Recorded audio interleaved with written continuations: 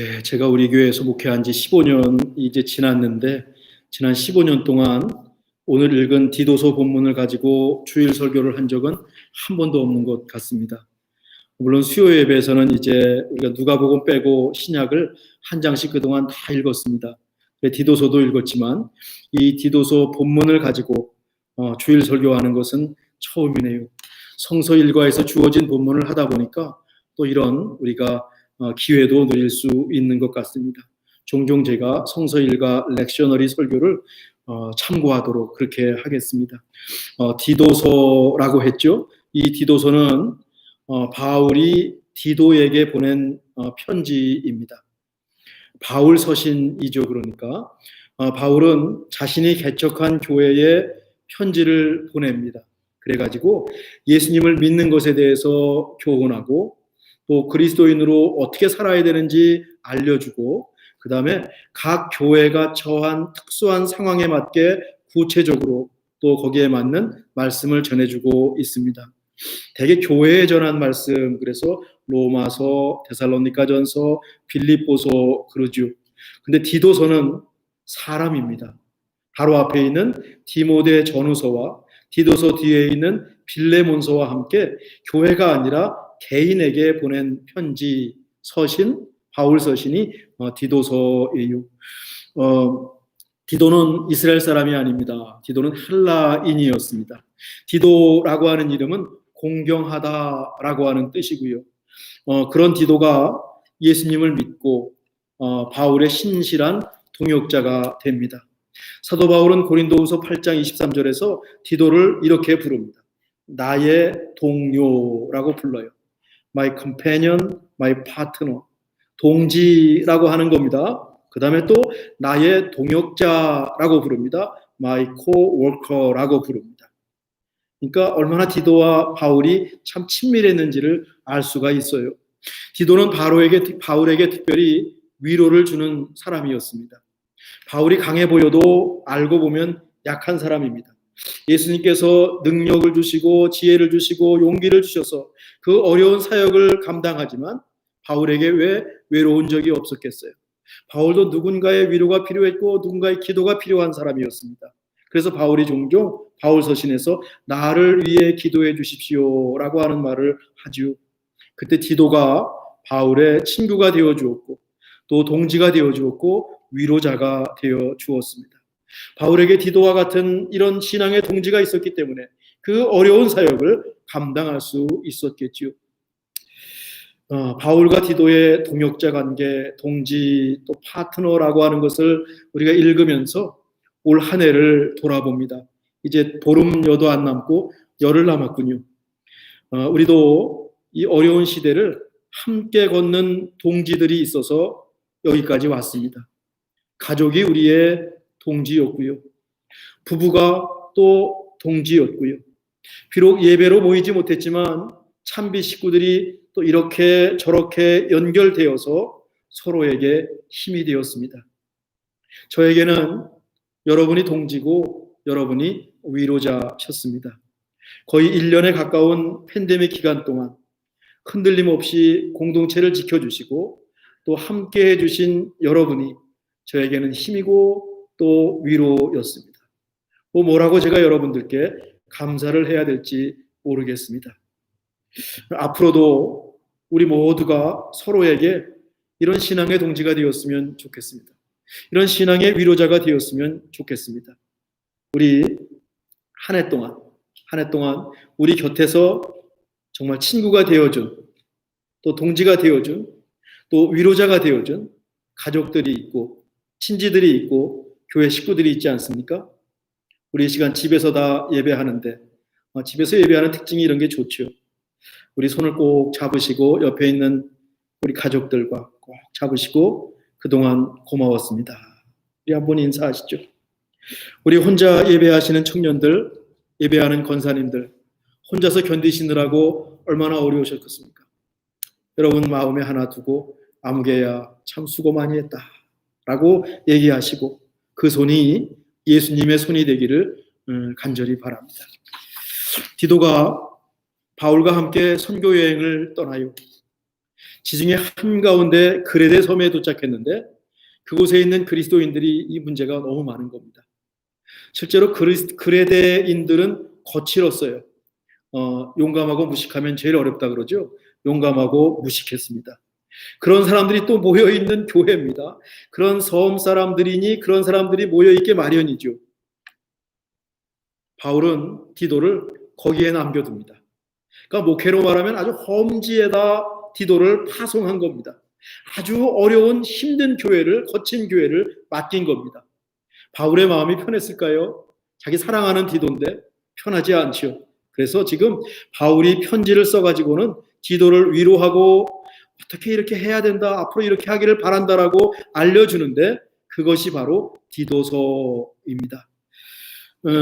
디도에게 그레데 교회의 문제를 해결하고 거기에 지도자들, 장로들을 세워가지고 질서를 좀 세우고 오라라고 지침을 내려요.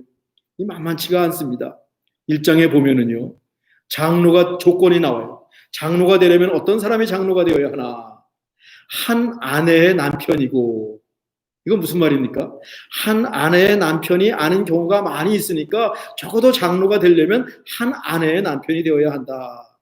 이 그레데 사람들의 도덕 수준을 가늠할 수 있어요. 방탕해서 사람들의 비난을 받아도 안 되고, 1장 7절에 가면 장로의 조건이 더 구체적으로 나오는데 제 고집대로 하지 않고 급히 분내지 않고 술을 즐기지 않고 구타하지 않고 더러운 이득을 탐하지 않고, 어떻게 보면 이것은 세상 사람들도 하지 않는 건데 교회의 장로를 세우면서 이런 조건을 세웠다라고 하는 것은 그레데의 수준이 어느 정도인지를 우리가 쉽게 추측할 수가 있습니다. 1장 12절은 그레데 사람들이 어떤 사람들인지 아주 또 간단히 좀 심하다 싶을 정도로 알려주고 있는데 우리 성경책 펴놓고 한 구절 한 구절 같이 보시죠. 1장 12절입니다. 그레데인들은 항상 거짓말쟁이며 악한 짐승이며 배만 위하는 게으름뱅이라. 야, 이렇게 거친 곳에 디도를 뚝 떨어뜨려 놨습니다. 바울은 디도가 이렇게 거친 곳에서도 예수 그리스도의 복음을 잘 전하고 또 교회를 잘 굳게 세울 것이라고 바울에게는 그 디도를 향한 신뢰가 있었습니다. 디도는 또 어떻습니까? 야, 꿈쩍하지 않고 불평하지 않고 해보겠습니다. 디도는 이 어려운 일을 두말 없이 받아들였습니다. 두 사람 간의 신뢰가 이 정도였다. 정말 디도는 바울의 친구요 동역자였습니다. 우리 서로가 이런 동역자가 되면 얼마나 좋을까요?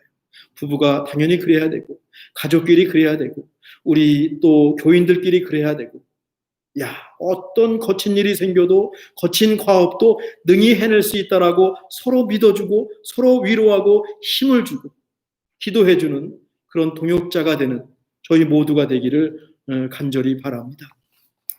대개 바울이 교회에 편지를 보낼 때는 이렇게 써요. 전반부에는 교리에 대한 말씀을 하고 뒤에 가면 생활에 대한 말씀을 합니다. 그래서 신앙 생활 했을 때 전반부는 교리, 신학적인 이론, 신앙에 대한 것, 후반부로 넘어가면 삶, 어떻게 살 것인가, 생활에 대한 말씀을 전합니다.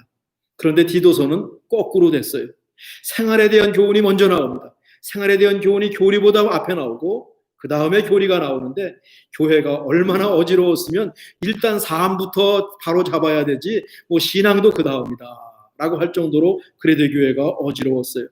우리가 오늘 읽은 2장 11절과 14절은 이제 생활에 이어서 나오는 교리에 대한 어떤 이론에 대한 말씀입니다. 신앙이 무엇인가?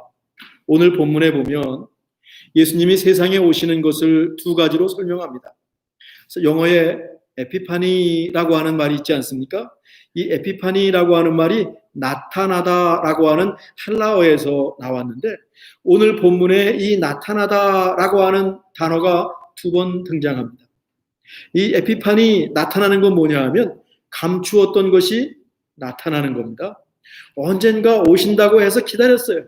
언젠가 오시겠지, 언젠가 등장하겠지라고 했더니 결국 등장하셨습니다. 결국 오셨습니다. 나타나셨습니다.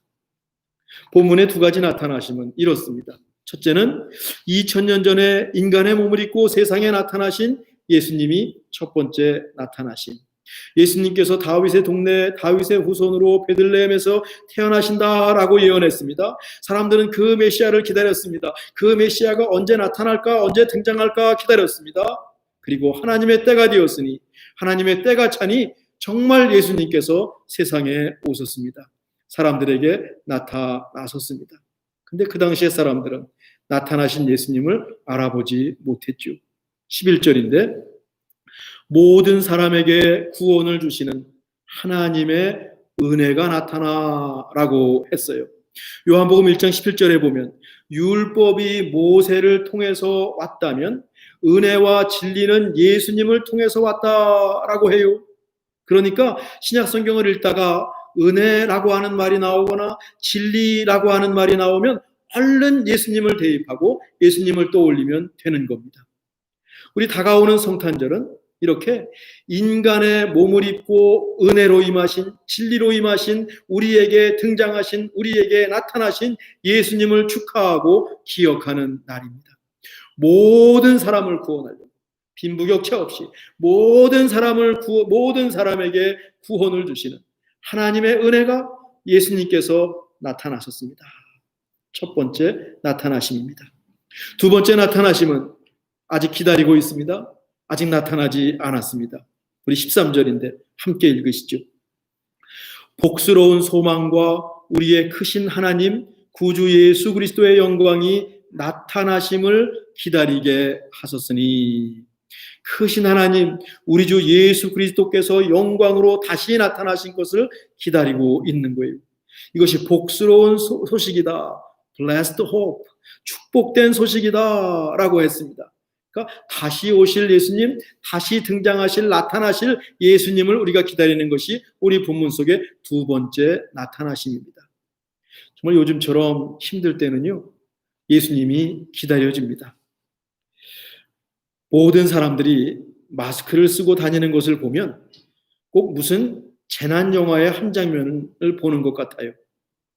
물론 우린 지금 재난의 때를 살고 있어요. 이런 날이 올 것을 상상하지도 못했죠. 그냥 마스크는 좋은데요, 또 어떤 사람들은 목부터 이렇게 올라오는 털 같은 마스크가 있어요. 저만 그런지 몰라도 그런 복면 같은 마스크를 쓰는 분들이 저에게 다가오면 괜히 주먹을 불끈 쥐고 방어태세를 갖추게 될 때도 있습니다. 가만히 보십시오. TV도 보고 또 은행에 가거나 그로서리에 가서 사람들이 다 마스크 쓰는 걸 다니면 이런 일이 왔는가, 참 이상하다. 정말 우리가 재난의 때를 살고 있다는 사실이 실감나지 않습니까? 기후변화는 또 어떻습니까? 북극의 얼음이 지금 녹아내리고 있습니다. 거구의 북극곰이 그 얼음 조각 위에 서가지고 버티고 있는 사진을 볼 때, 야, 우리가 살고 있는 지구가 염려가 돼요. 우리 후손들에게 좋은 지구를 물려줘야 하는데 말이죠. 걱정입니다. 지구가 어떻게 되려나. 정말 지구 재난에 정말 그날이 오고 있는 것은 아닌가. 개인적으로 힘들 때도 있습니다. 힘들 땐 예수님 기다려지죠. 우리 권사님들 잠을 설칠 정도로 몸이 편찮으시면 너무 힘듭니다. 그렇게 말씀하시죠. 아유, 이렇게 자는 듯 가면 좋겠다. 물론 하시는 말씀인 줄 알아요. 100세까지 사셔야 되는데 또 한편으로 예수님 얼른 오셨으면 좋겠다. 그런 생각도 들어요. 연세가 드실수록 건강이 굉장히 중요합니다. 건강이 정말 중요합니다. 근데 말이죠, 연세가 드시면서 제일 먼저 망가지는 게 뭡니까? 건강입니다. 이게 우리의 인생이요, 우리의 아이러니요, 예수님을 의지할 수밖에 없는 우리의 연약함이에요. 나이가 들어서 아픈 것이 순리인 줄 알죠. 그러면서도 속이 상하고 마음이 무너져요. 우리 젊은이들은 어떻습니까? 1800년대 중반에 이 캘리포니아에 골드러시가 있었습니다. 그냥 그 황금을 찾아가지고 사람들이 캘리포니아로 다 모여들었어요. 지금은 돈이 최고인 베이 지역에 살면서 이런저런 이야기를 듣지요.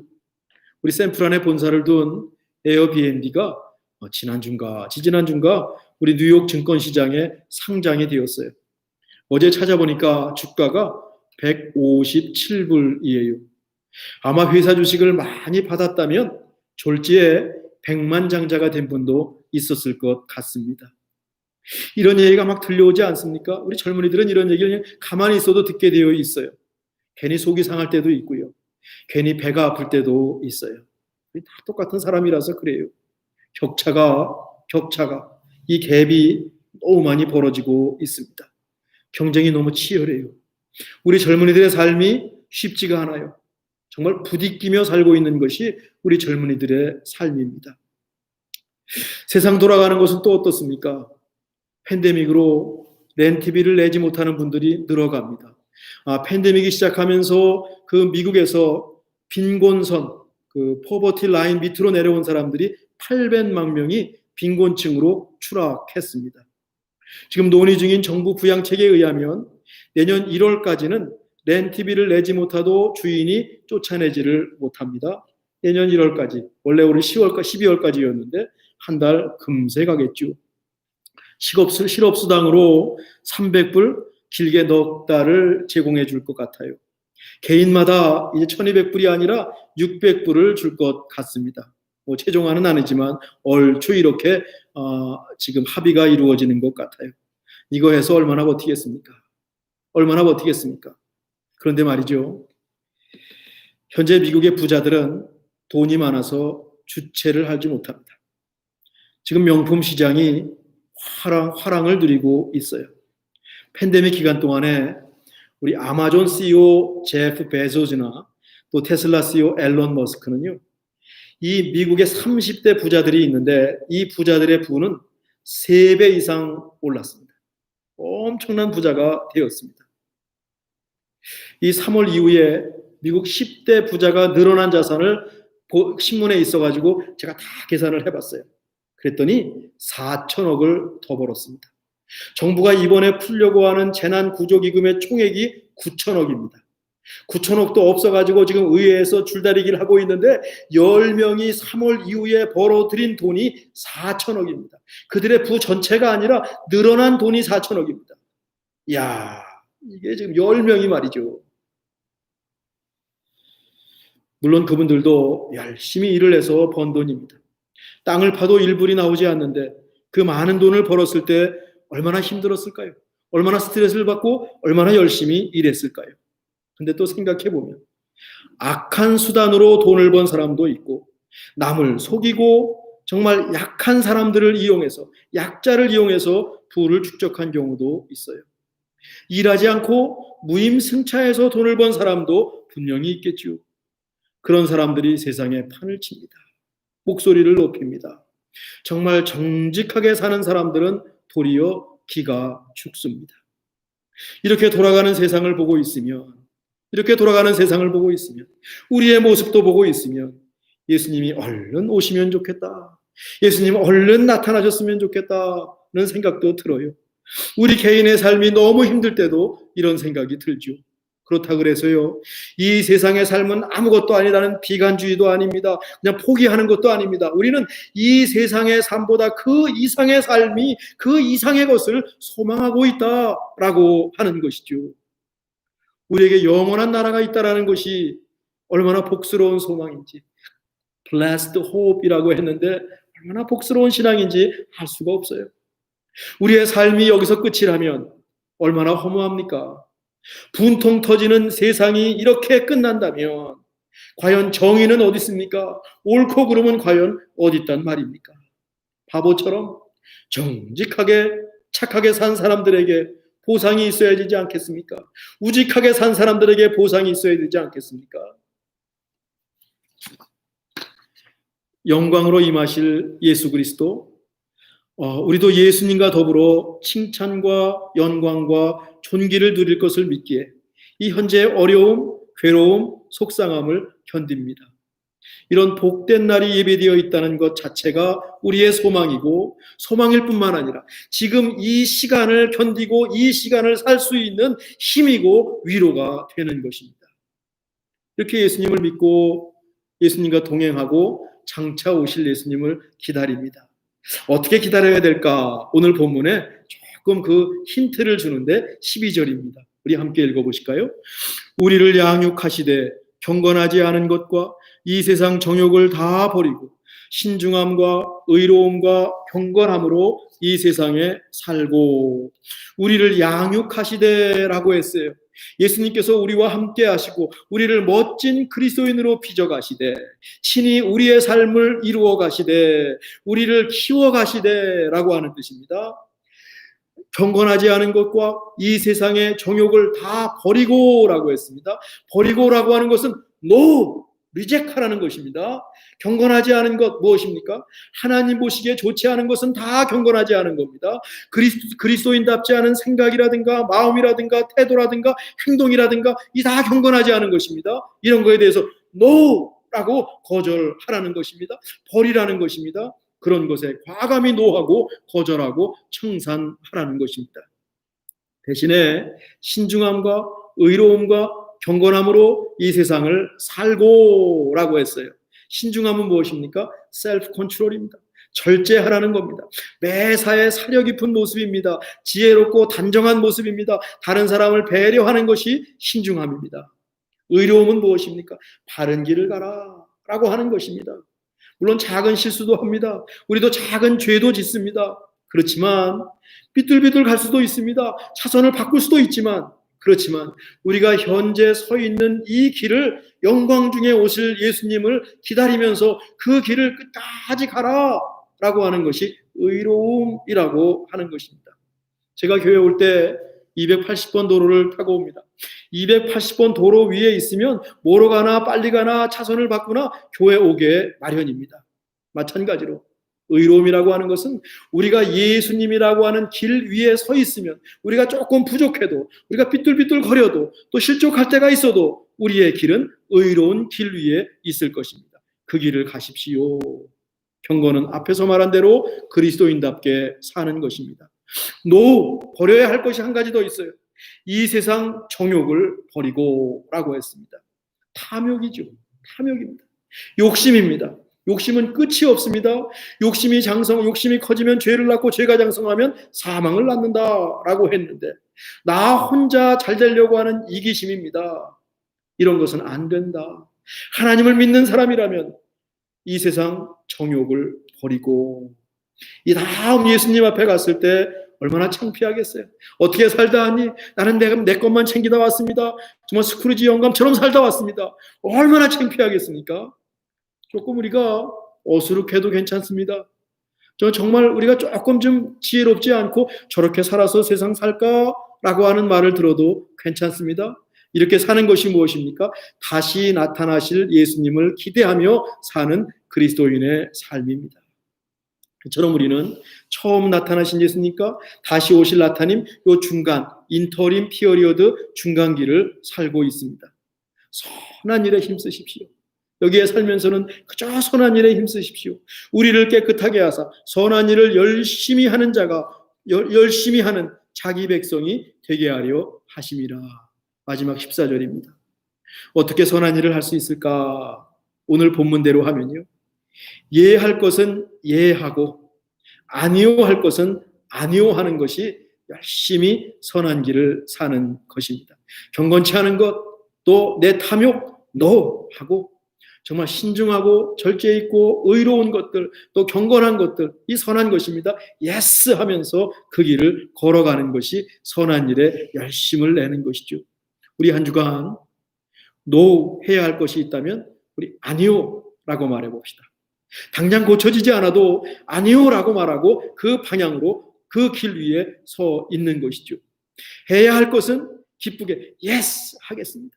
바울이 디도에게 그 거친 목회지를 남겼을 때 디도가 해보겠습니다 라고 말했듯이 하나님 앞에 선한 것은 내가 한번 해보겠습니다. 이 한 주간 동안 이렇게 살면서 성탄을 준비합시다.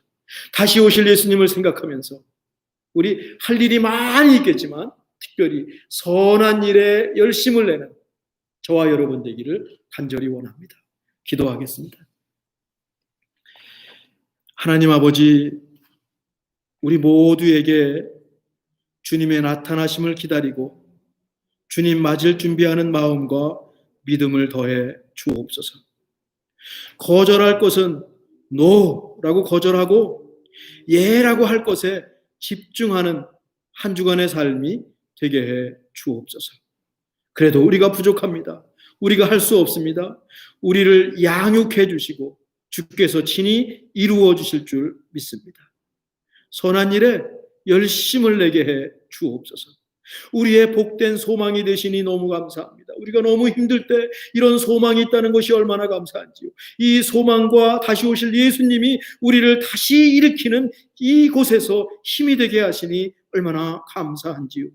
이 힘과 능력, 믿음의 능력을, 효력을 저희들 누리게 해 주옵소서. 우리 주님을 바라보고 한 주간 사는 저희 되기를 간절히 원하며 예수님의 이름으로 기도하옵나이다. 아멘.